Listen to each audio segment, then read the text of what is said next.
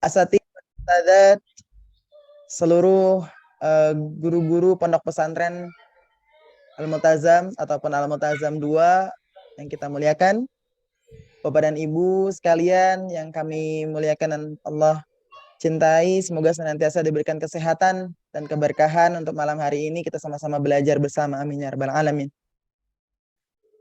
Alhamdulillah, puji dan syukur kita panjatkan kepada Allah Subhanahu wa taala pada malam hari yang indah ini. Kita diizinkan Allah untuk bisa sama-sama hadir dalam webinar kita bersama Ustadz Bendri Jesur Rahman. Dan semoga ini bisa meningkatkan keilmuan kita tentang bagaimana mengelola atau menjadi orang tua yang bertanggung jawab dan menjadi orang tua yang dicintai Allah, dicintai anak-anaknya insyaallah. Selanjutnya salawat salam semoga selalu tercurah limpahkan kepada Nabi wa Habibana Muhammad sallallahu alaihi wasallam. Semoga dengan syafaatnya kita selalu menjadi hamba, menjadi umatnya yang baik dan insyaallah diberikan syafaatul ujma ila yaumil qiyamah. Amin ya rabbal alamin. Bapak dan Ibu yang dirahmati Allah, izinkan saya di sini untuk memandu acara kita pada malam hari ini. Mari sama-sama kita buka agenda ini dengan membaca kalimatul basmalah. Bismillahirrahmanirrahim. Dan mari kita dengarkan tilawatul Quran yang akan dilantunkan oleh Ustadz Muhammad Sobri. Pada Ustadz Muhammad Sobri, disilakan. Assalamualaikum warahmatullahi wabarakatuh.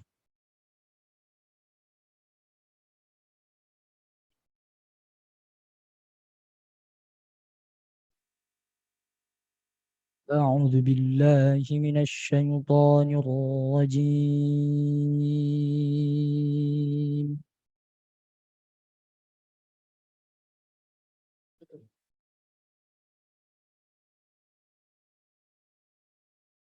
بسم الله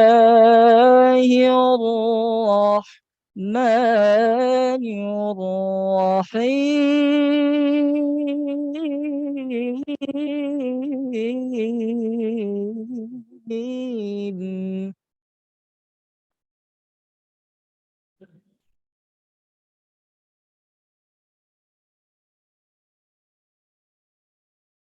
وإذ قال الرحمن لابنه وهو يعظه يا بني لا تشرك بالله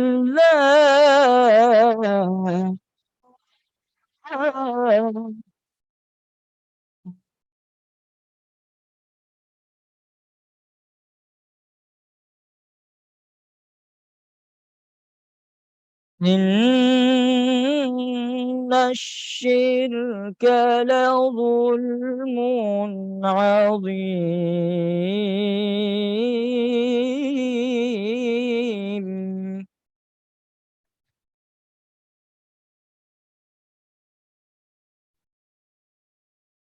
ووصينا الإنسان بوالديه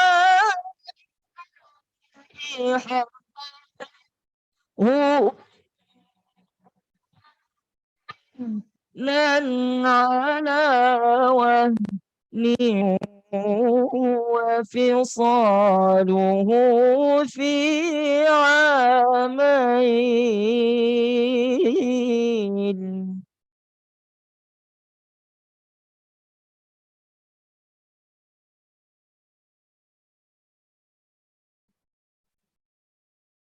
انفصاله في عامين أن اشكر لي ولوالديك إلى المصير.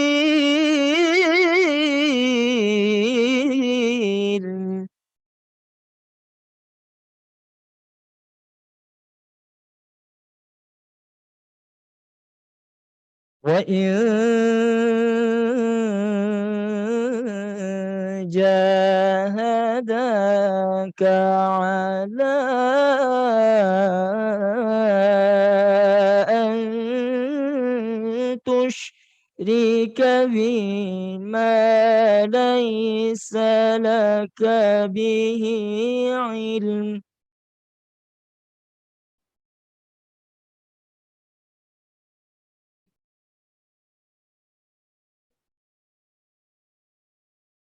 فلا تطعهما وصاحبهما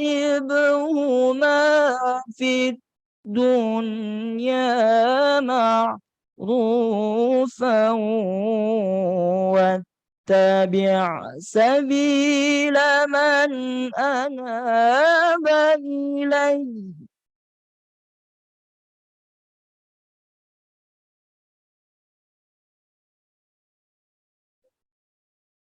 ثم إلي مرجعكم فأنبئكم بما كنتم تعملون.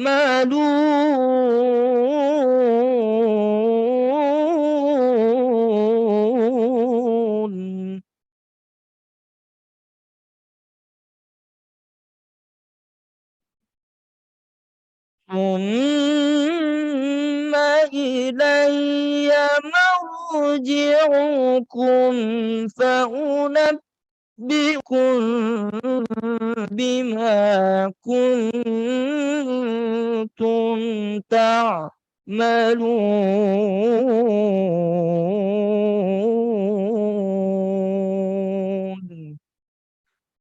صدق الله مولانا العظيم.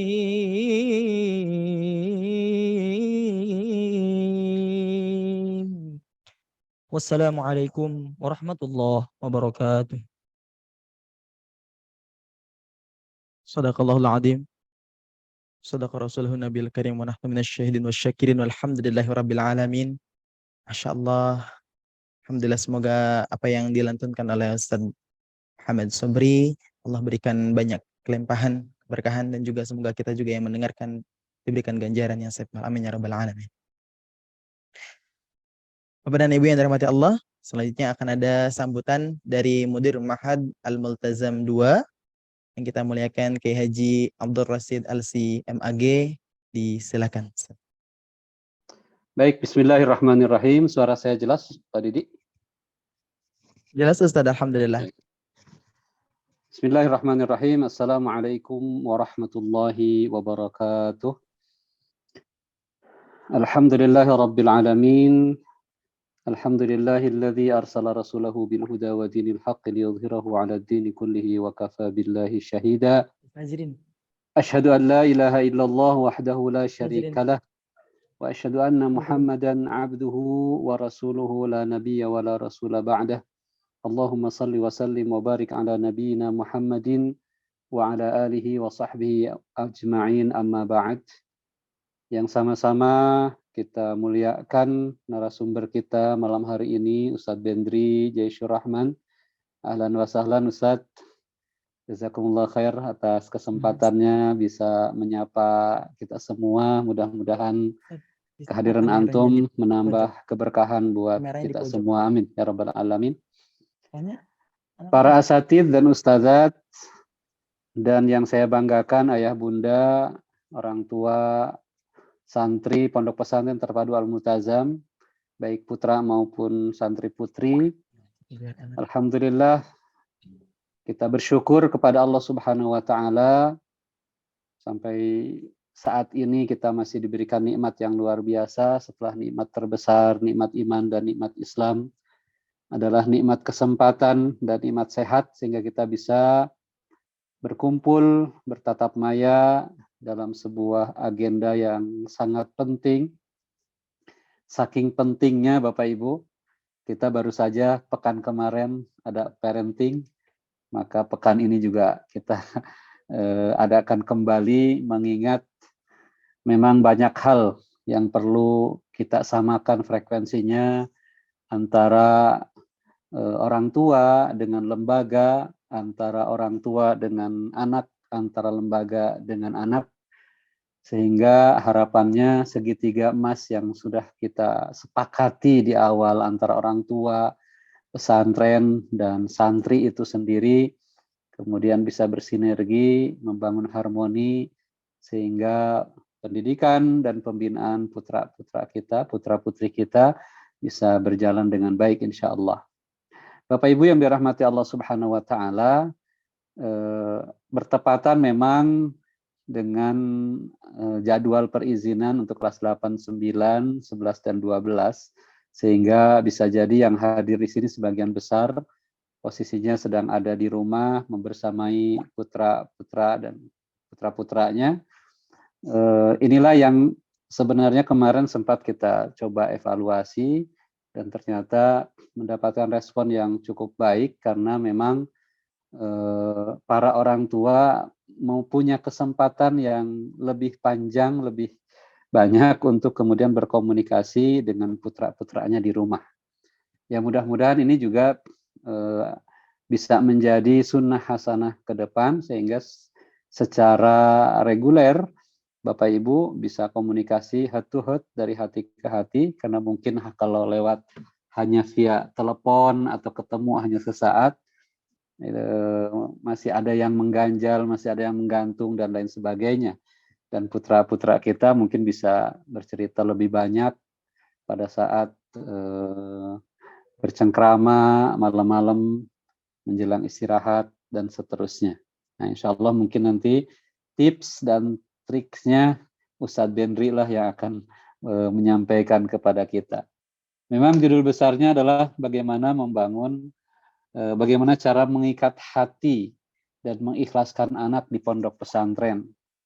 Saya kira dengan kemajuan teknologi dan begitu pesatnya informasi sampai kepada kita tahu yang sedang ramai di bulan-bulan ini beberapa permasalahan di pesantren, dan ini juga selalu menjadi perhatian kami.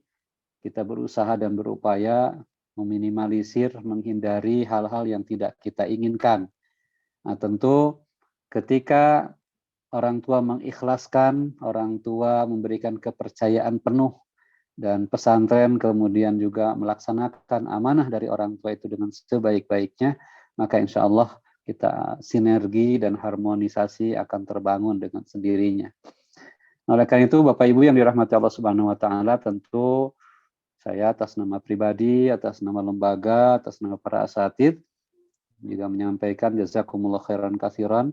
Terima kasih yang sebesar-besarnya karena dalam kondisi seperti ini kepercayaan Bapak Ibu masih cukup besar kepada kami, dan insya Allah amanah ini kita akan upayakan sedemikian rupa, dan salah satu upayanya adalah membangun sinergi dengan kegiatan-kegiatan seperti yang kita adakan malam hari ini. Dan kita sudah rencanakan kegiatan seperti ini mungkin tidak hanya dilaksanakan di bulan di awal-awal pembelajaran, tapi insya Allah juga akan kita laksanakan secara reguler karena memang sudah terjadwal dan terprogram ke depannya insya Allah. Dan tentu dengan narasumber, dengan berbagai narasumber yang akan kita hadirkan bersama Bapak Ibu, Ayah Bunda sekalian.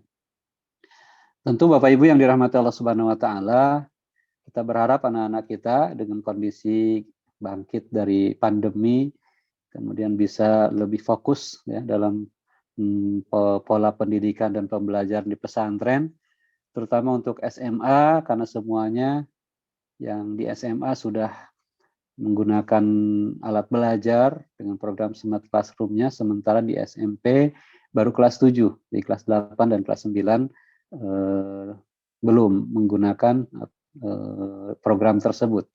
Nah, kita berharap mudah-mudahan semangat anak-anak dengan terus kita beradaptasi dengan teknologi untuk hal-hal yang positif tentunya ke depan. Ini daya saing mereka dari sisi ipteknya serta tentunya iptaknya juga kita upayakan insya Allah. Bapak Ibu yang dirahmati Allah Subhanahu wa Ta'ala, Setelah bangkit dari pandemi ini, kami dari lembaga berusaha untuk coba mencari pola-pola atau inovasi-inovasi pembelajaran, inovasi dalam pembinaan santri, sehingga memang ada perubahan-perubahan struktur yang kita sampaikan. Kalau dulu pembinaan SMP SMA itu satu kesatuan, sekarang sudah lebih fokus ya. Ada pembinaan SMP, dari pembinaan SMA, kemudian di Al-Quran, program Al-Quran dan bahasa juga demikian. Nah, salah satu yang sedang kita upayakan adalah kita sekarang lebih awal melakukan rekrutmen santri. Dan perlu kami informasikan, per 1 September kemarin kita sudah membuka panitia rekrutmen santri sudah membuka secara online, dan alhamdulillah sudah bergabung untuk daftar sekitar 60 pendaftar sampai hari ini. Oleh karena itu, atas nama lembaga kita juga memohon kepada Bapak Ibu, Ayah Bunda untuk juga ikut ya menginformasikan kepada keluarga, saudara, tetangga, kerabat ya bahwa Yal Multazam sudah diadakan pendaftaran.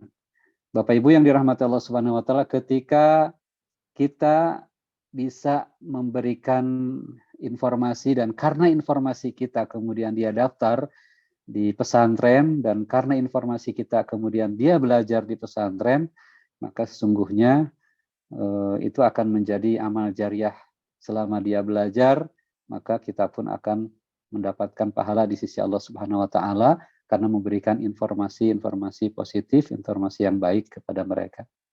Nah, tentunya kami juga sangat sadar ya, kan banyak hal yang masih perlu diperbaiki dan lain sebagainya. Mungkin meminjam kata-kata yang biasa disampaikan oleh warung Padang ya. Apabila enak ya, kasih tahu yang lain, apabila kurang enak ya sampaikan kepada kami. Nah, tentu ini juga salah satu upaya kita komunikasi antara orang tua dan lembaga, tentu harapannya untuk perbaikan di masa yang akan datang. Bapak Ibu yang dirahmati Allah Subhanahu wa taala, sekali lagi jazakumullah khair, sudah bergabung lebih dari 200, ada 230 orang yang bergabung, mudah-mudahan yang lainnya bisa menyusul. Ya, harapannya pertemuan seperti ini terus bisa memacu, memberikan semangat kepada kita untuk memberikan pendidikan yang terbaik buat putra-putra kita insya Allah di pesantren. Jazakumullah khair.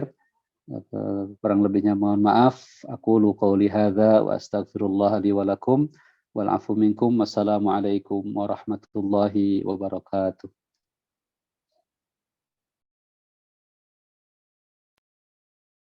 Waalaikumsalam warahmatullahi wabarakatuh. Jazakallah khairan katsiran diaturkan kepada Ustaz Haji Abdul Rasyid Alsi MAG.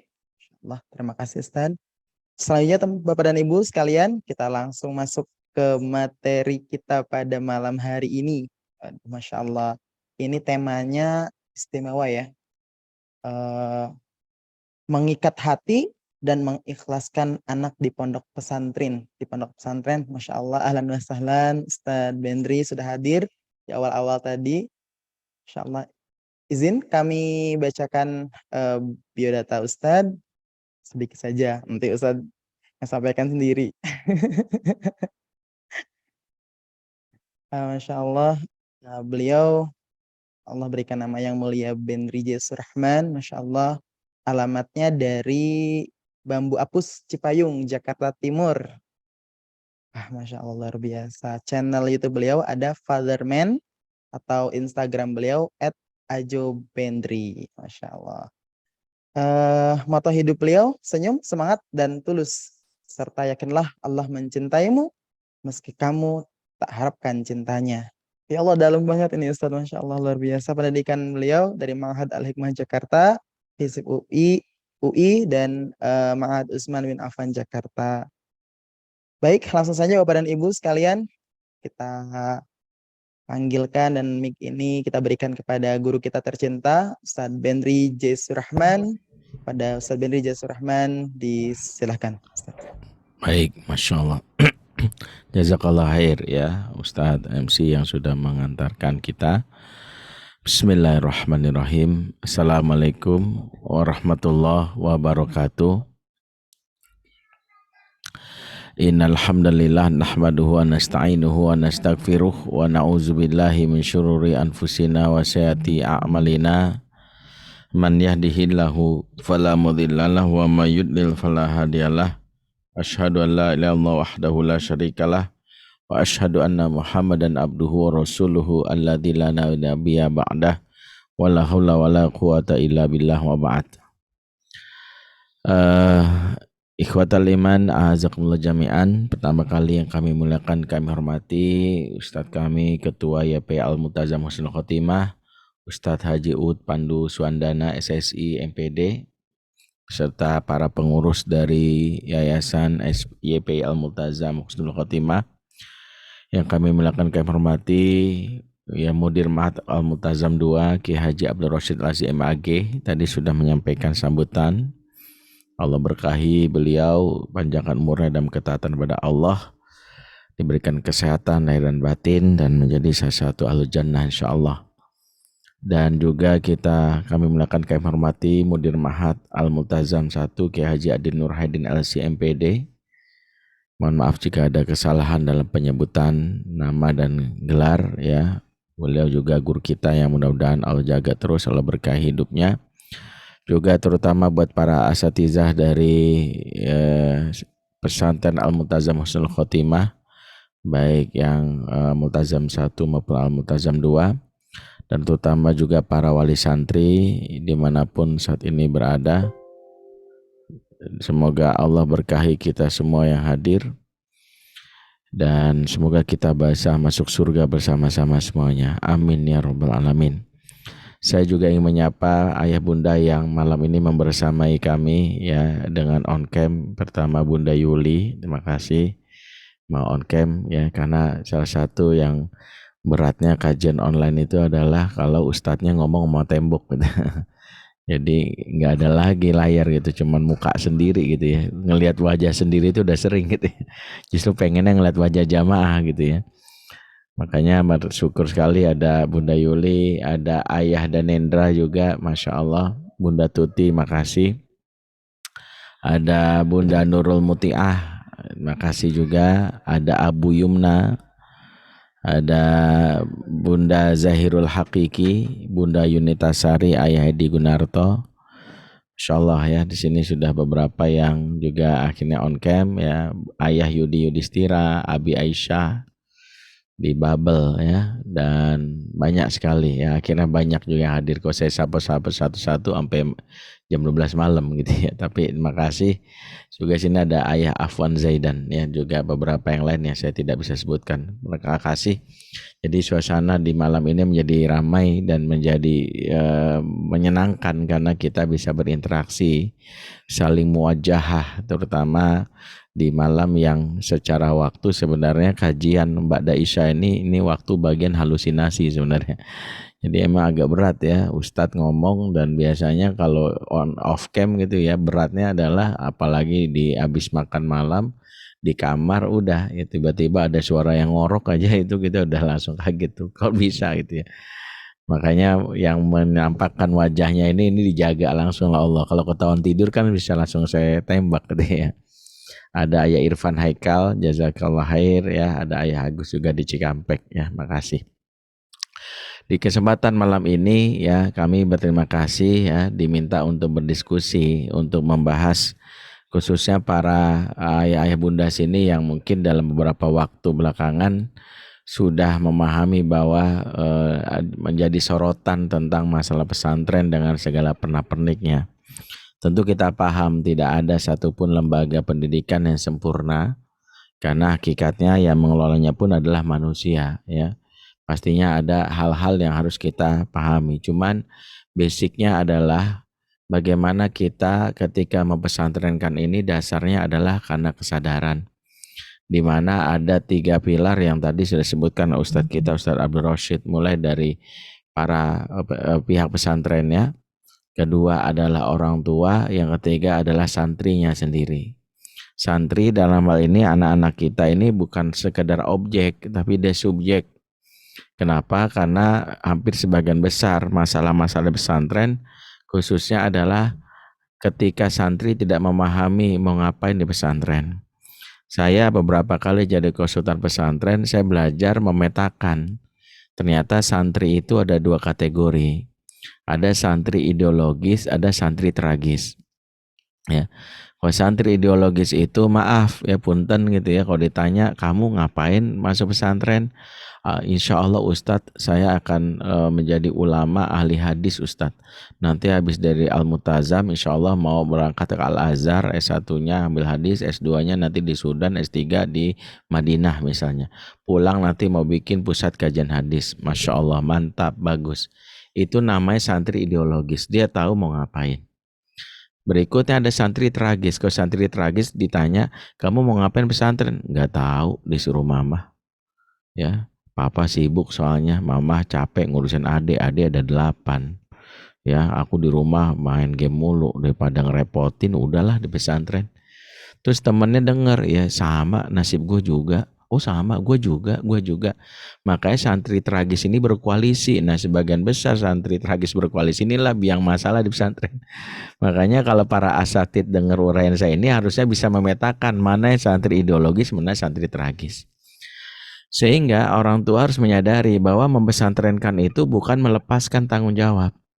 Pesantrenkan adalah berupaya untuk meyakini bahwa ini adalah pilihan sadar bahwa anak itu harus diajari bagaimana memahami masa depannya. Jadi kalau Al-Quran mengatakan ya ayyuhalladzina amanu taqullaha wal tanzur nafsum ma qaddamat lighad, hai orang-orang beriman, ya bertakwalah kepada Allah dan hendaklah setiap diri memperhatikan apa yang dilakukannya esok hari. Maka sebenarnya ayat ini mengajarkan bagaimana setiap kita memperhatikan bagaimana esok hari alias masa depan. Dari sini kita berusaha untuk dilatih memiliki apa yang disebut roadmap. Roadmap adalah peta jalan kehidupan dari anak yang sudah kita rencanakan. Bahwa mengasuh anak itu nggak bisa ujuk-ujuk, kayak tahu bulat gitu dadakan, nggak bisa. Dia harus melalui proses yang kita rencanakan. Mohon maaf nih ayah bunda, jangan sampai ada yang ditanya gini, mau dibawa kemana anak kita? Jangan jawab mengalir bagai air. Kalau jawabannya mengalir bagai air, mohon maaf, kalau ngalir ke sungai nggak masalah, yang repot ngalirnya ke septic tank. Ya, repot ngalirnya kemana? Ke selokan. Sehingga karena tidak punya arah, akhirnya tidak memiliki yang namanya, yang kita khawatirkan itu adalah arah hidup. Makanya di antara yang membuat kita yakin, di antara membuat kita mantap dan ikhlas adalah ketika kita punya kesiapan yang matang dalam mempersiapkan anak di pesantren. Makanya di sela-sela waktu senggang, karena sebagian besar anak-anak kita sudah jadi santri, memanfaatkanlah momen-momen ketika di rumah untuk mempersiapkan mereka memahami kenapa mama dan papa ini masuk pesantren kalau ada yang belum mengenalkan ini. Supaya apa?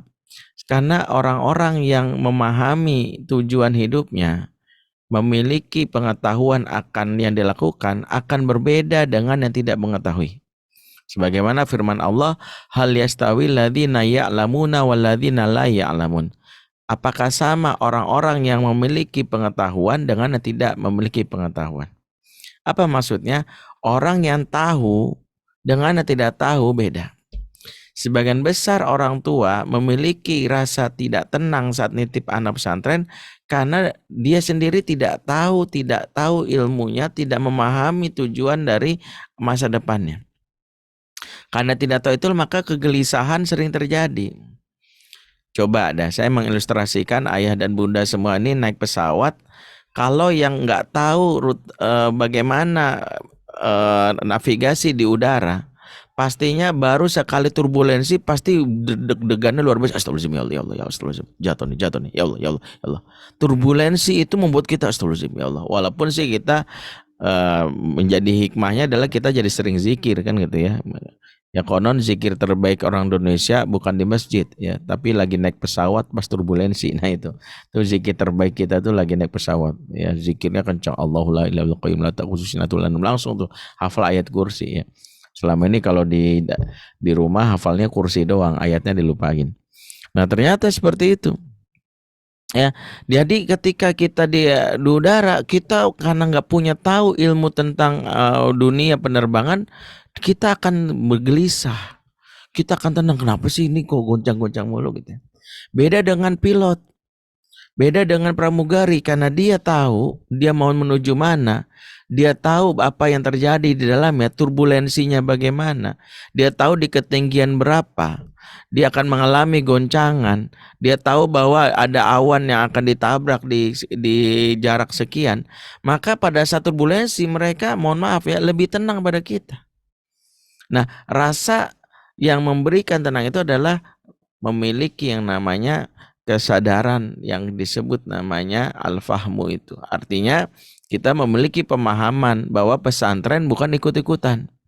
Pesantren bukan karena kita ingin gaya-gayaan, tapi pesantren kesadaran bahwa ini adalah sarana wasilah untuk kita bekerja sama untuk mengajak anak kita untuk menjadi lebih baik. Makanya hal yang membuat kita dalam hal ini ya bisa memiliki rasa percaya yang trust, tenang, ikhlas adalah karena adanya ilmu. Ilmu itulah yang memberikan ketenangan. Makanya para ulama mengatakan kalau ditanya bagaimana agar seikhlas dalam urusan, pelajarilah ilmunya. Karena ilmu melatih kita memahami kondisi sehingga kita tidak berprasangka. Karena sebagian besar pintu masuknya setan itu adalah berdasarkan dari prasangka. Allah berfirman, wa may yattabi'u aktsarum illa zanna inna zanna la yughni minal haqqi syai'a. Kebanyakan dari mereka yang mengikuti ya sesuatu berdasarkan prasangka, dan prasangka itu tidak membawa mereka kepada kebenaran. Makanya sekarang kalau ada berita di media, berita yang muncul dan itu memberikan sebuah hal yang membuat kita mungkin, loh jangan-jangan di pesantren Nasa begitu. Kalau sejak awal kita nggak punya yang namanya ta'aruf dengan pihak pesantren, kita tidak punya yang namanya ta'aruf dengan mudirnya, ta'aruf dengan asatizanya, maka kita langsung menyimpulkan, wah benar juga nih, jangan-jangan anak saya. Lagi-lagi karena sejak awal kita tidak punya pengetahuan. Maka di antara tanggung jawab kenapa salah satu cara untuk membangun ya yang namanya rasa sakinah atau rasa percaya di antara masing-masing ya antara pihak pesantren dengan pihak sekolah adalah membangun komunikasi yang intens. Khususnya adalah saling menjelaskan apa yang sebenarnya terjadi. Jadi tidak ada prasangka di situ. Hisbah atau saluran komunikasi itu dibuka dengan begitu rapi dan begitu sistematis. Kalau ada pertanyaan, Bunda bisa ke nomor sekian. Ini kontak dari pesantren kami. Ini cara yang bisa mengantisipasi berbagai macam hal sehingga isu yang muncul itu tidak berkeliaran di mana-mana. Sebab prasangka hadir itu salah satu yang memang diinginkan oleh setan. Dari prasangka bertimbulnya was-was, karena zon ini masuk ke was-was, dan was-was itu adalah pintu awal masuknya maksiat yang dilakukan manusia. Alladzi waswisu fi sudurin nas. Ya, mereka setan itu menerbitkan was-was ke dalam dada-dada manusia, dan was-was itulah diantara awal dari masuknya maksiat yang kadang kita sadar kita lakukan. Misalnya apa? Was-was terhadap pesantren, akhirnya kita berprasangka buruk sama guru-guru yang menghilangkan berkahnya ilmu. Padahal diantara salah satu yang dijaga betul ketika kita menitipkan amanah atau meminta guru atau ustadz menjaga anak kita adalah orang tua yang penuh adab kepada guru. Perlu dipahami ketika ortu tidak beradab kepada guru dari anak, penuh dengan perasaan curiga, maka ilmu yang sejatinya diberikan kepada anak Anda hilang. Inilah kenapa masalah adab ini penting. Ya, di tengah berbagai macam kekhawatiran, tapi adab jangan sampai kita lupakan. Karena lagi-lagi maaf ya, bahwa di antara yang membuat peradaban ini maju adalah cara kita memuliakan guru. dimulai dari orang tua. Saya ingat di antara kisah yang disampaikan dalam kitab Hilyatul Aulia adalah ketika zaman dahulu Raja Harun al-Rasyid punya dua putra, Al-Amin dan Al-Ma'mun, kalau tidak salah, berguru kepada salah satu syekh bernama Syekh Al-Kisai, ahli hadis di masa itu. Di mana Al-Amin dan Al-Ma'mun adalah belajar kepada beliau, diamanahkan untuk bagaimana belajar ilmu dari beliau. Dan Al-Amin Al-Ma'mun mengetahui bahwa bagaimana meraih keutamaan dari ilmu gurunya adalah beradab dan memuliakan gurunya. Mereka berlomba-lomba memuliakan gurunya. Di antaranya adalah kalau gurunya selesai mengajar, mereka berlomba-lomba memasangkan sendal untuk gurunya. Sampai-sampai ketika mereka dalam hal ini berebutan, mereka pun melakukan sejenis undian atau suit lah. Sampai akhirnya dimenangkan salah satu dari mereka. Akhirnya mereka sepakat untuk tidak terjadi pertengkaran, dengan adil. Sendal kanan dipakai oleh Al-Amin, dipasangkan oleh Al-Amin, sendal kiri dipasangkan oleh Al-Ma'mun, dan mereka sepakat.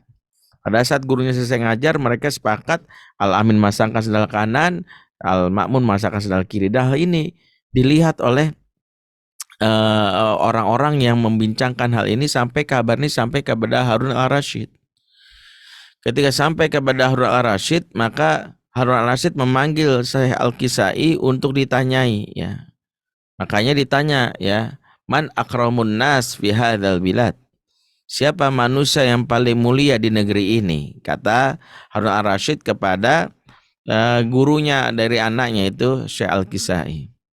Al-Kisai pun menjawab, tab'an anta, tentu Anda dipilih oleh masyarakat dan Anda tentu paling mulia. Maka Harun al-Rasyid mengatakan, tidak, justru orang yang paling mulia di negeri ini adalah sampai putra raja memasangkan sendal untuknya. Ya, jadi disebutkan sampai putra raja memasangkan sendal untuknya. Al-Kisai menyangka kalimat ini adalah sindiran untuknya. Makanya dia lantas mengatakan, kalau begitu aku akan mencegah anakmu melakukan itu. Maka hal ini membuat Harun al-Rasyid malah tidak suka. Dia mengatakan, jangan kau cegah hal itu. Justru jika engkau melakukan hal itu, aku justru akan aku tidak suka.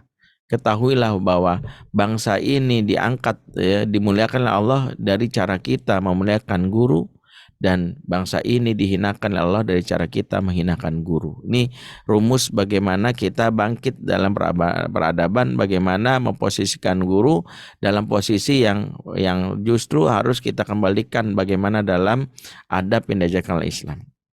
Ya, jadi jangan sampai ya orang tua ya di tengah berita yang miring muncul akhirnya lupa bahwa ada adab yang harus dipenuhi, ya. Adab yang harus dipenuhi ini berkaitan dengan ilmu yang harus diberikan kepada siswa. Nah, ilmu yang diberikan itu adalah dari orang tua yang beradab. Ya.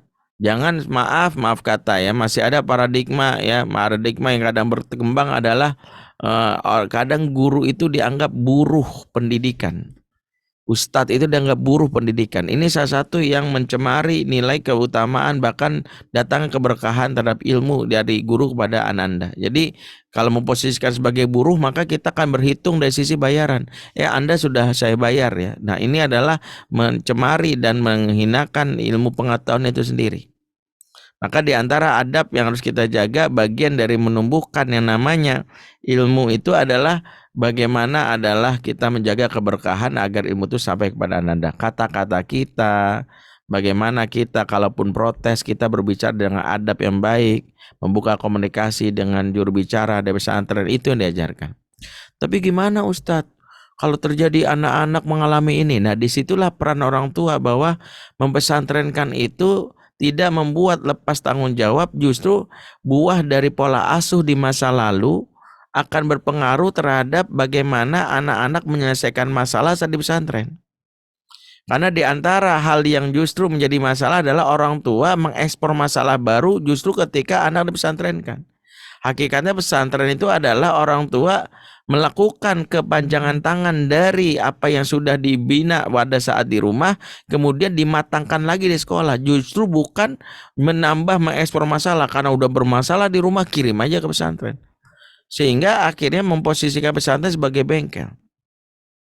Ini yang jadi masalah. Padahal poin pertama adalah anak yang memang sejak awal bermasalah di rumahnya, sangat mungkin sangat besar peluangnya bermasalah juga pesantren. Sehingga kata kuncinya nggak usah khawatir kalau kita merasakan bahwa selagi anak itu di rumah, anak kita adalah anak yang secara emosi, secara tumbuh kembang dia dalam keadaan yang baik. Di antara cirinya adalah anak-anak yang punya relasi yang bagus dengan orang tua, terpenuhi kebutuhan dasar, namanya kebutuhan emosi dan kebutuhan akal, termasuk juga kebutuhan yang lainnya. Ya, kalau dari umur 0 sampai 7 dia tidak lekat dengan ibunya, tidak dekat dengan ayahnya di umur-umur sebelumnya, maka memang akan menjadi bahaya. Anak tidak dekat dengan ibu, berarti kebutuhan emosinya tidak terpenuhi. Maka dia cenderung menjadi anak-anak yang cenderung emosional, anak-anak yang cenderung memiliki kondisi yang sulit diatur. Ya, di antara cirinya para ahli menyebutkan anak-anak disebut mengalami sindrom skin hunger. Skin hunger adalah gejala dimiliki oleh anak-anak yang karena kurangnya pelukan, kurangnya sentuhan, kurang dekapan khusus dari ibunya, masa menyusui yang salah, bahkan proses kehamilan yang dilalui dengan air mata ibunya yang stres depresi, maka anak-anak mengalami bahkan bentakan, bahkan kasar, tidak pernah peluk, maka dia mengalami skin hunger. Skin hunger itu membuat anak-anak itu menjadi pribadi yang cenderung emosional, ya, cenderung dia mengalami pribadi yang disebut oleh netizen plus 62 juniper, ya, julid, nyinyir, baper, kan gitu ya. Kalau ngelihat sesuatu itu cenderung ya memandang sisi negatif, sorot matanya itu sorot mata debt collector, ngajak berantem mulu, sehingga dia memang sangat rentan jadi pribadi yang bermasalah saat berinteraksi dengan dunia luar. Makanya hampir semua orang-orang yang mengalami trauma dengan hubungan dengan ibunya, maka dia memiliki ya sumber masalah baru saat lepas dari keluarga, lepas dari rumah. Makanya peran ibu diantaranya adalah memastikan terpenuhinya kebutuhan asupan kasih sayang. Di antaranya adalah memastikan bahwa anak merasa dicintai, ya. Sebab anak-anak yang merasa tidak dicintai, bahkan merasa dia dibuang, diabaikan, itu adalah salah satu bentuk luka pengasuhan yang menganga, yang membuat dia melakukan pelampiasannya dengan tindakan yang tidak bermoral, ya. Sebab luka pengasuhan itu bukan sekedar anak-anak yang dibentak, anak-anak yang dicaci maki, bukan. Di antara hal yang menyakitkan anak itu bukan sekedar dikasari memang menyakitkan. Tapi ada yang paling menyakitkan juga di antara anak-anak itu adalah diabaikan atau istilahnya dikacangin. Ya, kalau istilah anak muda zaman now, kacang itu gurih, dikacangin perih, gitu ya. Makanya mereka merasa betapa menyakitkannya ketika mereka merasa diabaikan. Sebab dalam Islam hukuman yang berat diberikan Allah kepada hamba itu bukan hukuman dalam bentuk azab fisik atau kekerasan, bukan. Tapi diabaikan saja sudah menyakitkan. Makanya dalam hadis Rasulullah mengatakan salasu la yanzurullaha fi yaumil qiyamah. 3 golongan yang Allah tak lagi menengoknya, Allah tak mau melihatnya di hari kiamat. Saking ini dosa besar yang Allah murka, Allah nggak lagi menengoknya, alias diabaikan, dicuekin, dikacangin. Ya, pertama al-uququl walidain, orang durhaka sama orang tua.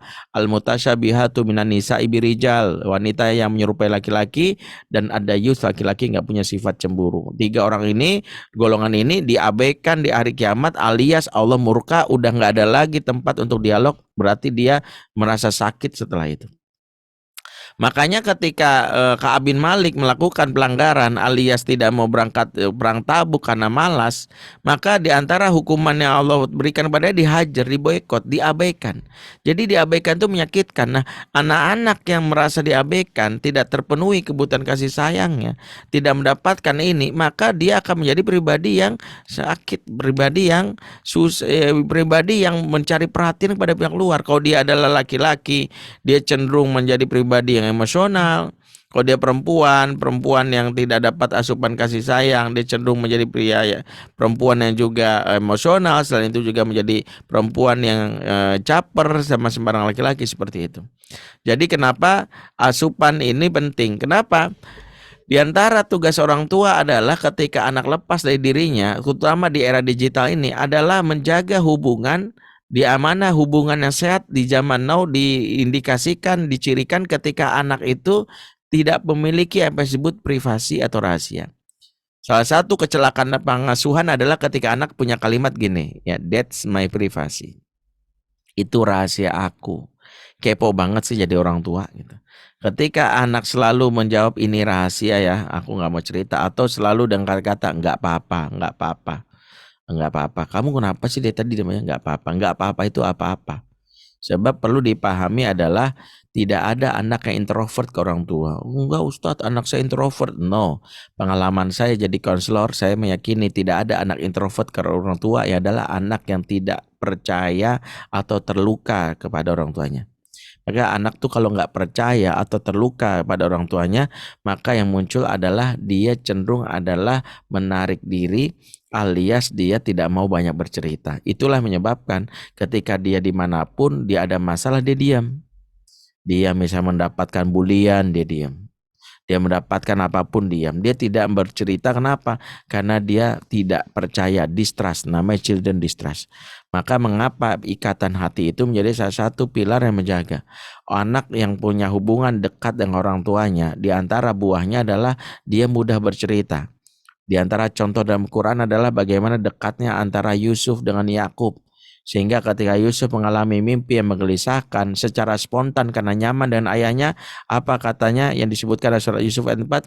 Ya abati, inni ra'aitu ahada asyara kaukaba wa syamsa wal qamar ra'aituhum li sajidin. Wahai ayahku, aku bermimpi di malam hari melihat 11 bintang, matahari dan bulan, kulihat semuanya sujud di hadapanku. Bayangkan bagaimana hubungan yang dekat yang dilakukan antara anak dengan ayah, sampai ketika Yusuf mengalami mimpi yang menggelisahkan, dia spontan cerita. Ya, seolah-olah dia ingin bilang, ayah, ini aku mengalami begini-begini, gimana nih ya gitu. Nah, ini menunjukkan adanya namanya ikatan hati, sehingga kita tahu bahwa di pesantren tidak ada yang sempurna. Tapi ketika anak berusaha menjalin hubungan kedekatan dengan orang tuanya, di mana dia akan bercerita sehingga kita bisa mendapatkan informasi yang membuat kita bisa membantunya menyelesaikan masalah. Ya, makanya di antara yang menjadi PR orang tua, bagaimana meskipun anak di pesantren adalah memastikan secara hubungan baik-baik aja. Mulai dari cara kita memenuhi kebutuhan dasar emosinya. Para ayah juga harus tahu bahwa di antara anak-anak yang tangguh melewati masa-masa sulit adalah ayah yang terlibat di fase-fase awal. Karena ayah menularkan energi keberanian. Di antara peran ayah adalah ayah mampu membuat anak mengambil keputusan. Ayah mampu membuat anak berani menghadapi tantangan gitu.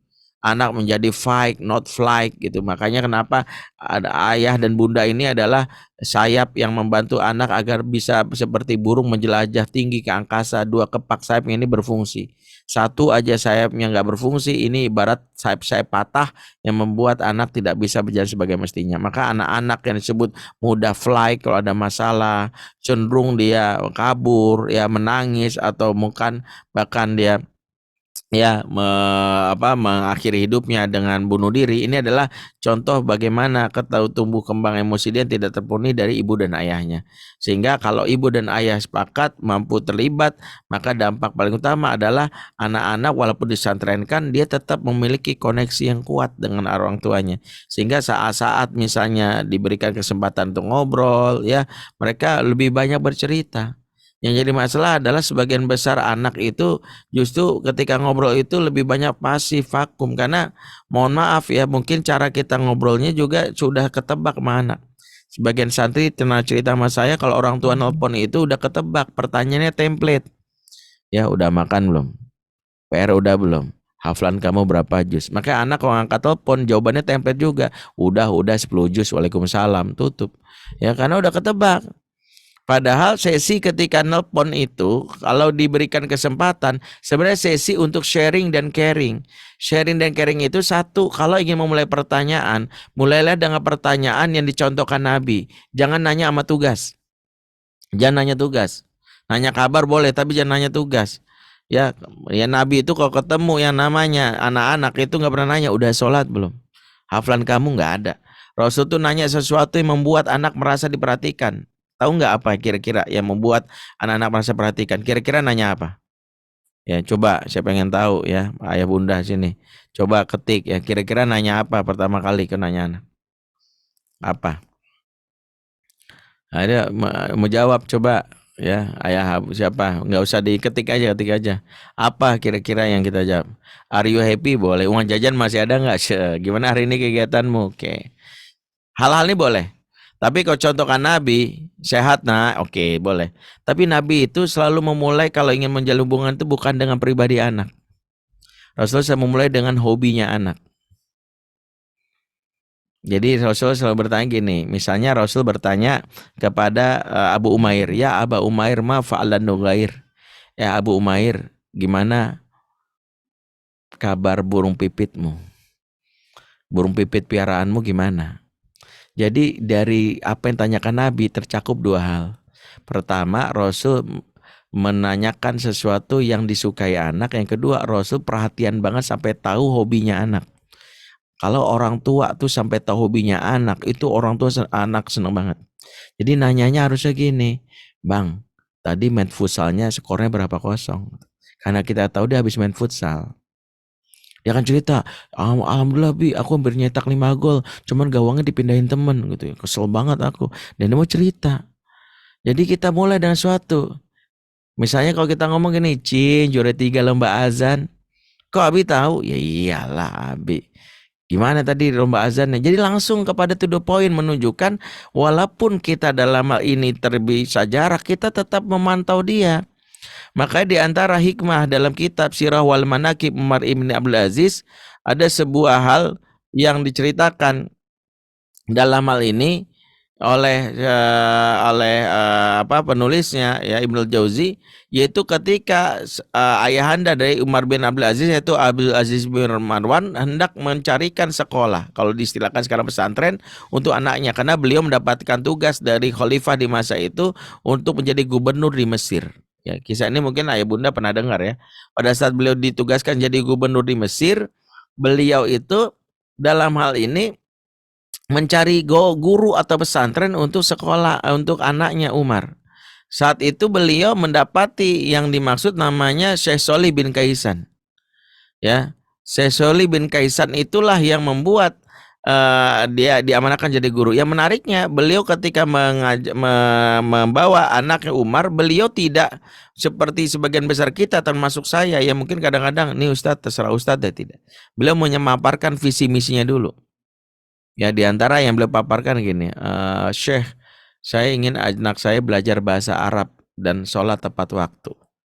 Sanggupkah Anda gitu? Ini menarik. Ayah yang sudah punya visi membuat dia tahu, saya ingin anak saya sholat tepat waktu dan belajar bahasa Arab yang baik. Ya, makanya Syekh Sholih mengatakan hanya itu saja yang kau inginkan. Iya, ya sudah. Dan tolong setelah engkau ajarkan anak saya, selagi saya di Mesir, tolong saya ingin dapat laporan perkembangan anak saya. Saya ingin dalam hal ini bisa memantau perkembangannya. Gitu. Ya makanya syekhnya berusaha ya, setiap hari dia menulis sampai konon sebutkan setiap bulan Abdul Aziz bin Marwan mendapatkan laporan sebundel gitu, intinya tentang laporan anaknya. Inilah hebatnya zaman dulu, belum ada WA, belum ada email, tapi koneksi antara orang tua dan guru tentang anak ini tinggi. Sehingga dari situlah Abdul Aziz bin Marwan bisa mengetahui tumbuh kembang anaknya. Menariknya saat Umar sudah berusia remaja, laporan perkembangan anak dikirimkan sudah mulai masuk kepada laporan yang tidak mengenakan. Ya, disebutkan anakmu hari ini mulai terlambat sholat, anakmu hari ini mulai ini, anakmu hari ini mulai ini gitu. Anakmu tidak lagi sholat berjamaah, dia masbuk tidak berjamaah gitu. Hal ini membuat Abdul Aziz bin Marwan tidak suka dan dia akhirnya memanggil gurunya untuk tabayun. Dipanggil gurunya ke Mesir, kemudian ditanya, mengapa anak saya terlambat sholat? Padahal saya sejak awal meminta Anda untuk mengajaknya untuk sholat tepat waktu. Maka sang guru menceritakan, anakmu Umar sekarang ini rambutnya gondrong, rambutnya panjang. Jadi kalau sholat namanya anak muda, dia mikirin penampilan dulu. Jadi dia nyisir dulu. Saking lama nyisir, ya kelamaan dia. Sehingga terlambat mulu. Jadi dia mikir penampilan set gitu ya. Kan biasa anak muda gitu. Apalagi Umar bin Abdul Aziz itu dikenal dalam beberapa riwayat itu waktu mudanya sosok yang parlente. Nah, sosok yang parlente itu apa? Ya, dia itu menampilkan penampilan gitu, parfumnya paling mahal gitu kan gitu ya. Karena kan ayahnya seorang gubernur yang ngasih nafkah setiap bulan ke dia 1.000 dinar. Ya, atau sekitar 1.000 dinar itu 4,5 miliar rupiah ya kalau nggak salah. Ya, jadi itu bayangkan ya, sebulan 4,5 miliar ya. Itu beli seblak nggak tahu berapa mangkok gitu ya. Bayangkan itu dia belikan. Jadi dia beli pakaian yang mahal tuh. Ketika dapat laporan dari gurunya itulah akhirnya sang ayah menulis surat untuk anaknya dititip ke gurunya. Apa isi suratnya? Nak, bersamaan dengan surat ini ayah utus tukang cukur khusus dari Mesir untuk botaki kepalamu agar kamu tidak lagi terlambat sholat. Jadi sang ayah bawa tukang cukur sekaligus surat dari ayah. Begitu Umar di Madinah dibotaki oleh tukang cukur utusan ayahnya, dan ini yang menarik dari Umar apa? Dia katakan kepada tukang cukurnya, ayahku memang jauh di mata tetapi dekat di hati. Jadi ayah jauh di mata tapi dekat di hati. Maka dalam hal ini sang guru, dalam hal ini sang anak, sang ustadz, atau mungkin sang ustadz orang tua bisa kerjasama sama musyrif-musyrifah. Misalnya bisa bilang, ustazah afwan nih ya, saya isiin pulsa kuota sebulan 30 giga mau nggak gitu buat main game itu. 30, tapi boleh nggak setiap malam saya dikasih tahu anak saya hari ini ngapain gitu. Kalau Ustadz keberatan minimal sebulan, seminggu. Jadi kalau saya ngomong tuh bahan omongannya bukan sekedar udah makan belum, PR udah belum, haflan kamu berapa. Ada yang lebih bagus bisa gini, Bang, katanya pesan Al-Multazam tambah ruangan baru lagi ya. Ada yang baru lagi tuh. Iya kok Umi tahu gitu. Kak Abi tahu. Katanya guru kamu namanya Pak Iksan tuh katanya baru nikah lagi ya kemarin. Katanya begini ya. Jadi ada bahan omongan yang menunjukkan update. Jadi itu yang dibutuhkan oleh anak. Jadi ketika anak terbuka, karena ingat hal pertama yang dijaga saat kita berinteraksi dengan anak itu adalah memastikan bahwa ayah walaupun jauh dari kamu tapi memantau kamu. Ibu meskipun jauh dari kamu mengetahui tumbuh kembang kamu, jadi nggak cuek. Nak, kami tahu kok kalau kamu baru aja lomba azan, kami tahu kok kalau kamu kemarin habis main futsal dan ternyata kaki kamu cedera, kami tahu kok. Makanya kami nggak cuek gitu. Disitulah membuat anak dalam hal ini masih pesantren dia tenang bahwa dia bukan dibuang, dia bukan neglected children, dia bukan anak-anak yang terusir, bukan. Itu yang pertama. Yang kedua adalah dengan kita melakukan ini adalah kita melakukan dua hal. Selain kita membuat anak merasa nyaman karena terjalin ikatan walaupun pesantren, yang kedua kita sedang berbagi nilai lewat kisah kita. Di antara kebutuhan anak dari orang tuanya adalah dia tidak terjauhkan dari realitas hidupnya. Dia adalah orang tua jangan banyak nanya tapi banyak cerita. Mulailah dan gini, nah tadi tuh ayah kan kebetulan kemarin tuh dapat tugas ke Bali. Waktu ayah ke Bali tuh, nah Masya Allah ya Bali sekarang udah beda banget nah. Begini. Jadi kisah atau cerita tentang orang dari apa yang dialami orang tua itu menjadi salah satu juga yang membuat anak merasa terkoneksi dari orang tuanya. Karena orang tua yang berbagi cerita mengkoneksikan dirinya dengan anak. Jadi jangan anak yang ditanyain mulu. Kadang anak malas setiap ini tanya mulu, maka bervariasilah. Kalau perlu kita bisa mengajarkan nilai lewat kisah-kisah. Kemarin tuh nak, Masya Allah ya nak ya, waktu di kebetulan dekat rumah tuh ada banjir dan itu hampir masuk rumah tuh banyak orang yang itu sampai ya Allah rumah rusak, tapi alhamdulillah ya ayah berpikir mau nolongnya gimana ya. Terus kepikiran sama ibu kamu tuh, ya udahlah kita bikin dapur umum lah. Akhirnya ibu masak dan sebagainya. Alhamdulillah tuh nak, akhirnya bisa bantu. Dari apa yang kita ceritakan, kita sedang mengenalkan nilai. Disitulah orang tua mentransfer nilai lewat kisah walaupun terjauh. Jadi intinya pendidikan itu bukan urusan pesantren saja. Orang tua tetap melakukan apa yang menjadi tanggung jawabnya. Apa tanggung jawab orang tua? Yang paling penting adalah itu yang disebut oleh Nabi dalam hadis riwayat Tirmizi, tidaklah hadiah paling indah lakukan orang tua pada anaknya, yaitu adalah adab. Yaitu adab yang baik. Husnil adab. Maka diantaranya adalah kita banyak menceritakan apa yang kita lakukan, terutama insight-nya membuat anak bisa belajar dari situ. Maka sebenarnya mulailah dari apa yang paling fondasi apa? Mulailah kita membuat anak menyadari bahwa pesantren ini adalah cara ayah dan bunda untuk meraih apa yang kita impikan bersama.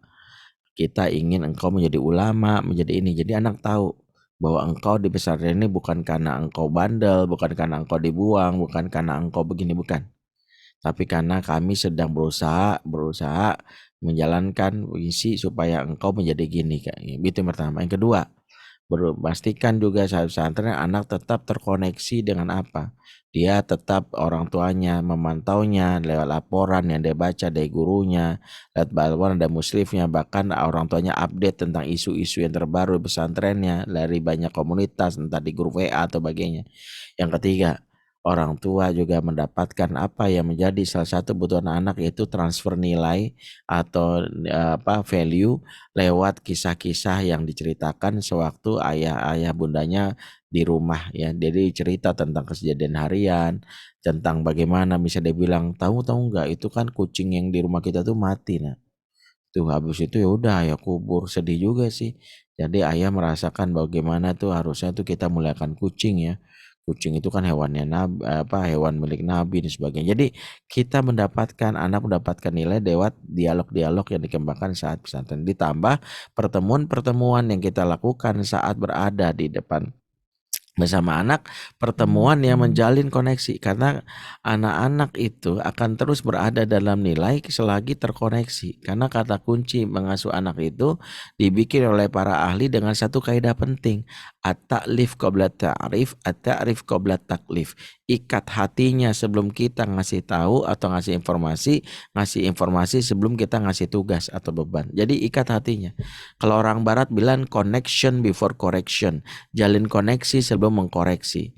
Makanya koneksi yang terlalu terjaga antara orang tua dan anak mudah bagi orang tua untuk mengkoreksinya. Saya pikir itu di awal kita mukadimah kita ingatkan bahwa kita harus memiliki ilmu pemahaman untuk masuk ke anak pesantren sehingga kita semakin trust, semakin percaya kepada pesantren.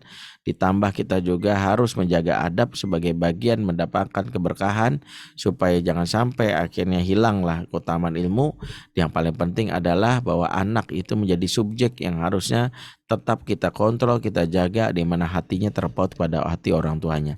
Itulah yang membuat akhirnya kita tetap bisa menjalankan tugas pengasuh seperti ini. Tapi terakhir saya ingin tutup karena waktunya sudah terbatas. Di luar itu semua Allah sudah jelaskan satu kata kunci yang menjaga hubungan kita walaupun terpisah jauh, disebutkan dalam surat Al-Anfal ayat 63, wa allafa baina qulubihim law anfaqta ma fil ardi jami'a ma allafta baina qulubihim walakinnallaha allafa bainahum. Dialah Allah yang menyatukan hati manusia. Sekiranya ya engkau mengumpulkan harta di muka bumi untuk menyatukan hati manusia, ma'alafta baina qulubihim, kamu gak akan bisa. Walakinnallaha alafa bainahum, tapi Allah menyatukan hati. Maka jarak yang terpisah bukan menjadi halangan kita tetap terkoneksi.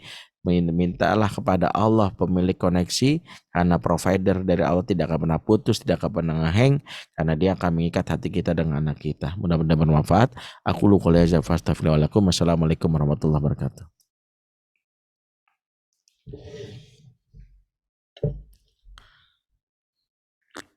Waalaikumsalam warahmatullahi wabarakatuh. Masya Allah, luar biasa. Jazakallah khairan katsiran Ustaz Bendri atas materinya pada malam hari ini.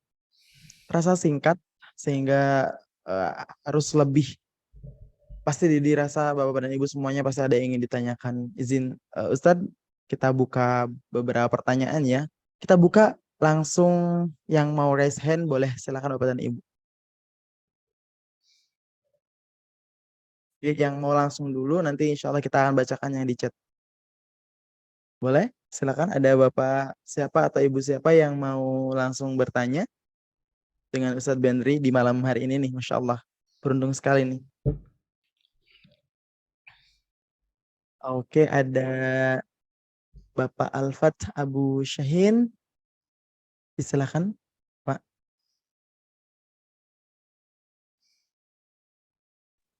Oke, sudah. Oke. Assalamualaikum warahmatullahi wabarakatuh. Waalaikumsalam warahmatullahi wabarakatuh. Jazakumullah khair Boleh atas kesempatan dan waktunya. disebutkan namanya, nama putranya Bapak, mohon maaf. Kelas berapa? Kenalin, nama Ana Alfat Arifai. Ana juga lulusan dari Pondok Pesantren Al-Mu'tazam, insyaallah. Salam ta'zim untuk para ustadz di sana, terkhusus untuk Ustadz Abdul Rashid, Ustadz Adin dan sebagainya. Dan terima kasih juga untuk Ustadz Bendri, Masya Allah, materinya singkat tapi ini daging semua. Ada ampelannya lah. Masya Allah. Tapi Ustadz, Ana baru nikah dan baru punya anak usianya 1,5 tahun. Tapi Ana pun punya anak ideologis. Nah kemarin kita ngadain sesi curhat dengan anak-anak di sini di rumah Quran kami, dan ternyata Ana mendapati gini Ustaz, ada beberapa santri itu yang mengalami tadi yang disebutkan oleh antum Ustaz, luka batin pengasuhan. Nah untuk menghilangkan itu gimana Ustaz ya? Menghilangkan luka batin pengasuhan dari mungkin sejak dia masih dalam kandungan begitu loh. Ya. Ustaz, Baik. itu pertanyaan anak. Baik, Masya Allah. Jazakallah khair ya Ustadz Alfat Abu Syahin. Yang pertama adalah luka pengasuhan itu sejatinya tidak bisa kita tolak. Sesuatu yang kita alami dari orang tua tidak ada yang sempurna. Tapi bagaimana seorang mengambil insight atau persepsi yang positif itu butuh proses ya. Imam Al-Ghazali menyebutnya wahmiyah. Wahmiyah adalah persepsi kita memaknai hidup. Suatu kejadian yang buruk akan dipandang dari dua sisi. Bagi orang yang persepsinya negatif, wahmiyahnya negatif akan memandang Allah jahat, Allah nggak sayang. Tapi bagi yang memandangnya positif, dia akan menjadi sosok yang lebih baik. Contohnya bagaimana misalnya beberapa kejadian seperti yang dialami oleh anak Zubair bin Awam dari ibunya. Ummu Zubair atau Sofiyah binti Abdul Muthalib, sosok ibu yang janda yang mengasuh anak tidak dengan ilmu, mohon maaf. Karena beliau mendidik anak, karena ingin mendidik anaknya jadi mujahid, beliau berpikirnya sederhana, berarti setiap hari digebukin aja anak biar kuat gitu. Di antaranya dia ambil balok ya, kemudian anaknya lagi nggak ada apa, digebukin, dilempar gebukin. Setiap hari digebukin sampai anaknya kesakitan. Zubair bin Awam protes. Di antaranya dia bertanya, Umi kenapa Umi mukul aku? Kenapa aku nggak salah? Kata uminya, agar engkau tidak jadi lelaki cengeng, agar engkau jadi mujahid. Nah, seorang Zubair bin Awam ini bukan pembenaran atas apa yang terjadi oleh ibunya kita anggap benar, tapi yang terjadi adalah Zubair memahami apa yang dilakukan ibunya itu bukan suatu hal yang tercela. Ibunya karena nggak tahu caranya, maka wahmiyah dia, persepsi dia itu ditolong dengan apa? Walaupun ibunya suka memukulnya, tapi dia punya catatan kebaikan ibunya. Inilah yang mungkin seringkali tidak kita sadari.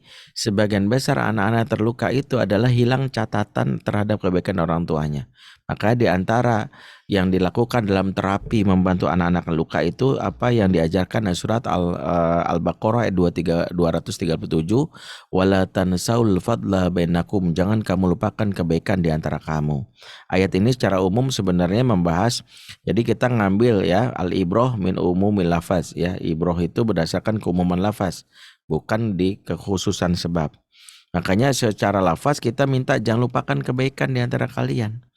Walaupun ayat ini kan sebenarnya berkaitan dengan perceraian ya, tapi ini secara umum diingatkan bahwa kita ini jangan biasa melupakan kebaikan ya. Nah, di antara yang membuat kita itu punya persepsi negatif ada catatan kebaikan dari orang tua itu hilang. Yang ada adalah dia pernah mukul, dia pernah abaikan gitu.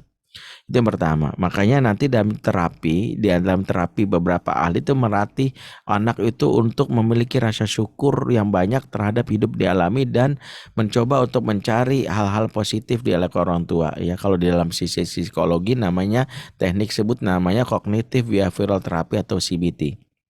Ya, tapi itu sudah dipraktekkan oleh Imam Al-Ghazali. Yang kedua, sejatinya peran kita sebagai guru bisa mengusir rasa luka itu dengan hal-hal yang membuat luka itu sembuh, karena tidak ada obat luka kecuali cinta. Anak-anak yang terluka itu dia harus merasakan dicintai agar dia tidak merasakan yang namanya sakit hati yang berkepanjangan. Itulah mengapa surat Hud ayat 114 mengisyaratkan innal hasanat yudhibna sayiat. Sesungguhnya al-hasanat mengusir as-sayiat. Al-hasanat ini jamak dari kata hasanah, yaitu kebaikan yang banyak. Kalau kita ibaratkan adalah hal-hal yang positif yang banyak akan mengusir keburukan, trauma atau luka batin. Maka semakin sering seorang merasa dicintai, maka dia akan membuat dirinya bisa menghargai dirinya dan memaafkan orang lain. Karena ujung dari luka batin itu adalah memaafkan, al-afu. Makanya orang tidak mungkin memaafkan kalau tidak punya cinta, dan orang tidak bisa punya cinta kalau tidak dicintai. Kata kuncinya itu. Makanya tumbuhkanlah diri cinta yang besar, sehingga kalau dia sudah merasa cintai, dia bisa maafkan, karena antara cinta dan maaf itu saling terkait. Seperti Allah selalu menggandeng dirinya dengan sifat innallaha ghafurur rahim. Allah maha ghafur dan rahim. Itu cinta dan maaf itu selalu bergandengan. Innallaha ghafurul wadud. Ghafur dan wadud sama. Makanya anak-anak yang sulit maafkan orang tuanya karena tabungan cinta dalam dirinya itu minim. Siapa yang memberi tabungan cinta itu? Maka antumlah sebagai gurunya, ustadznya, berusaha memberikan namanya cinta yang tulus kepadanya. Itulah yang dialami salah satu anak yang terluka namanya Beth Thomas. Kalau antum googling, Beth Thomas adalah seorang anak yang terbuang dari masa kecilnya, hampir dibunuh ibunya karena ibunya seorang pelacur.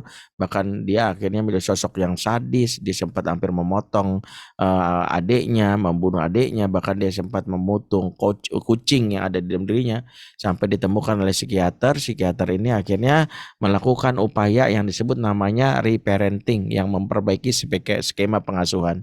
Jika dia 7 tahun mengalami kondisi luka, disakiti, dizolimi, bulian, maka bikin skema yang baru di 7 tahun berikutnya dengan cara yang patut, dicintai, berikan kata-kata cinta, perlakuan lembut, sehingga 7 tahun itu dihapus dengan 7 tahun berikutnya yang positif. Teorinya seperti itu, tinggal prakteknya kita istiqomah atau tidak.